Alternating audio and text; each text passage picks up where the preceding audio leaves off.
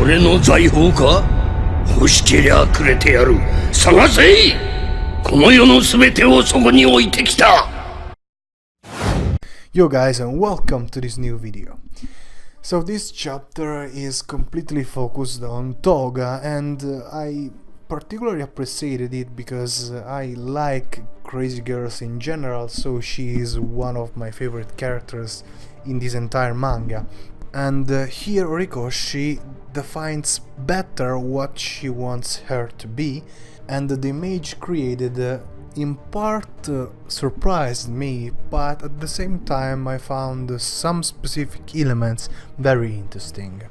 But before seeing all of that in detail, let me say I'll try my best to publish a new video every day, so make sure to subscribe and hit the notification bell to always know when I upload something new. Alright, with that said, let's jump straight into it. So, the thing that surprised me is how Toga's unconventional behavior is not directly related to the nature of her quirk, in the sense that, differently from what Lady Curious wanted her to be, you could say, so an innocent girl led towards craziness, homicides and crimes by the suppression of her quirk that the society imposed on her to make her fit a context denying the free usage of quirks. What this chapter tells us is instead that actually Toga's interest in living for a concept of love, unique and particular in the way it makes her want to become what she likes, it's something that, rather than being provoked by the context where she was forced to live, was instead something she was naturally born with, and that instead of being influenced by her quirk,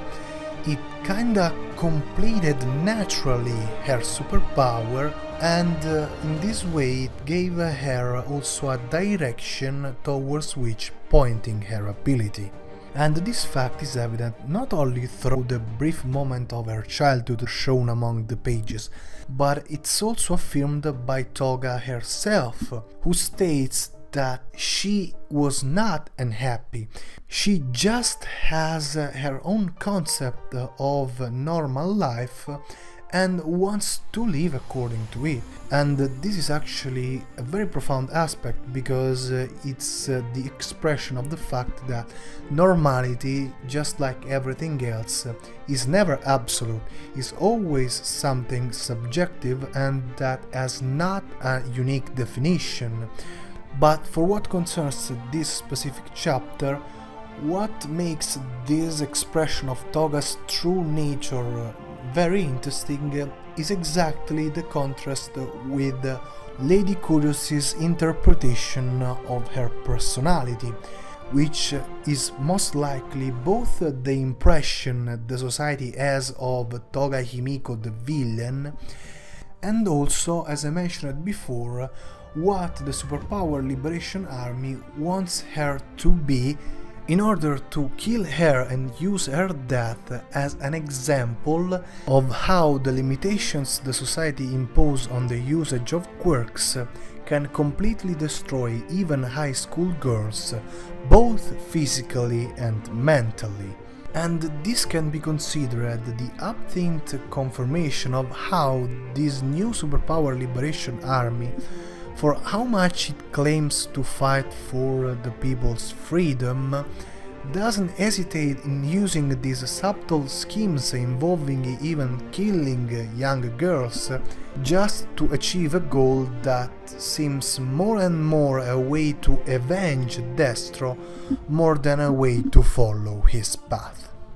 And if possible, even more interesting is to see how this confrontation between Toga's true nature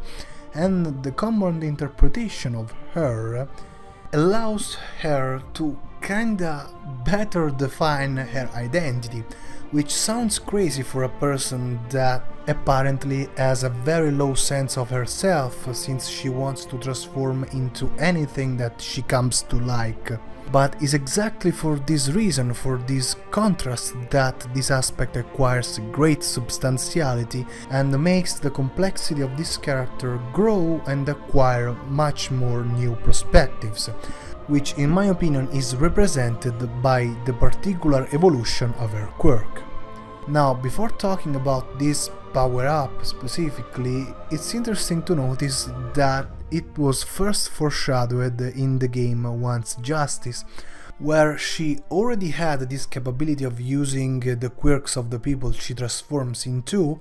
but that was considered only a way to adapt her quirk to the mechanics of the game. But now it can be seen as a true foreshadow and maybe even a spoiler about what Horikoshi planned this character to evolve into. For what concerns the manga, this specific development confirms again, in my opinion, the theme that will be the main focus on the plot from this point on, that is the multiple quirks one.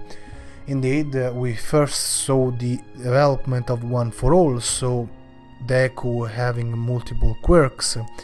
Then we saw Gigantomachia, now we have Toga, and most likely later we will see also Shigaraki and other members of the league evolving in that direction as suggested by their collaboration with the Doctor. And in Toga's specific case, even if this capability is limited by the disposal of blood, it still makes her incredibly powerful, not only from a battle perspective, because combining the capability of transforming consequently into multiple people, creating specific sequences of quirks with her hiding skills, allowing her to completely vanish from the opponent's sight in a few instances, will make her incredibly dangerous. But also from an intelligence perspective, because it will allow her to be incredibly convincing in pretending to be another person when she needs to infiltrate somewhere for whatever mission. So overall, this chapter can be considered another key one for this arc that seems to be at this point mainly focused on the development of the League of Villains